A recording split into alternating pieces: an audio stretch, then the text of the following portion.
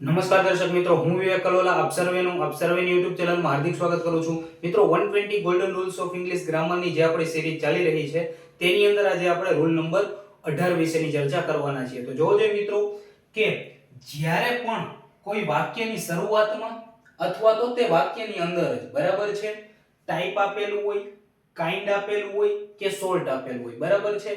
Type એટલે શું, kind એટલે શું અને સોલ્ટ એટલે શું, બરાબર છે. ત્રણેયનો મિત્રો મીનિંગ એક જ થાય છે, કોઈ ખાસ પ્રકારનું અથવા તો કોઈ પ્રકારનું, બરાબર છે. કોઈ એક પ્રકારનું આવો એનો અર્થ થાય છે. તો મિત્રો જ્યારે પણ કોઈ વાક્યની અંદર કે વાક્યની શરૂઆતમાં આ ત્રણ વર્ડ્સ આપેલા હોય, બરાબર છે, તો તેના પછી હંમેશા બરાબર છે સિંગ્યુલર વર્બ જ આવશે, બરાબર છે. કેવું વર્બ આવશે? સિંગ્યુલર વર્બ જ આવશે, બરાબર છે. માની લો કે ટુ બી નું રૂપ હોય, બરાબર છે, એટલે કે સહાયકારક અથવા તો હેલ્પિંગ વર્બ હોય, બરાબર છે, તો શું આવી શકે મિત્રો? તો કાં તો is આવી શકે, બરાબર છે, કાં તો was આવી શકે, કાં તો has આવી શકે, બરાબર છે. are નહીં આવે, were નહીં આવે, have નહીં આવે, આવું નહીં આવે, બરાબર છે મિત્રો.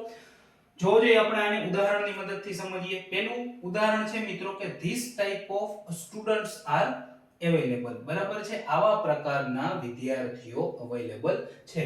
જોજો મિત્રો અહીં શું છે કે this type એટલે કે ટાઈપ છે અહીં, તો ટાઈપ હોય તો એની સાથે જે વર્બ આવશે કેવું આવશે? સિંગ્યુલર આવશે, એટલે કે are ન આવે, અહીંયા શું આવે મિત્રો? is આવે, બરાબર છે. this type of students is available, બરાબર છે. અને પછીનું સેન્ટેન્સ મિત્રો કે this kind of books are present, બરાબર છે. આ પ્રકારની બુકો છે, બરાબર છે, એ પ્રેઝન્ટ છે, તો અહીં are નહીં આવે, શું આવશે મિત્રો? is આવશે. એના પછીનું કે the type of mangoes sold these states are the best, બરાબર છે.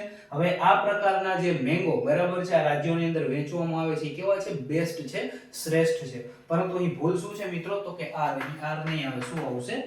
is આવશે, બરાબર છે મિત્રો. એક બીજું છે પણ તમને કહી દઉં. જોજો મિત્રો અહીં ટાઈપ, કાઇન્ડ અને સોલ્ટ, બરાબર છે, આ ત્રણેય જે શબ્દો છે ઈ એક વચનમાં છે, સિંગ્યુલર ફોર્મમાં છે, બરાબર છે. હા, પરંતુ જો હું અહીં ટાઈપ્સ લખી નાખું, અહીં હું કાઇન્ડ્સ લખી નાખું, અહીં હું સોર્ટ્સ લખી નાખું, બરાબર છે, તો એના પછી જે વર્બ આવશે એ પ્લુરલ વર્બ આવશે.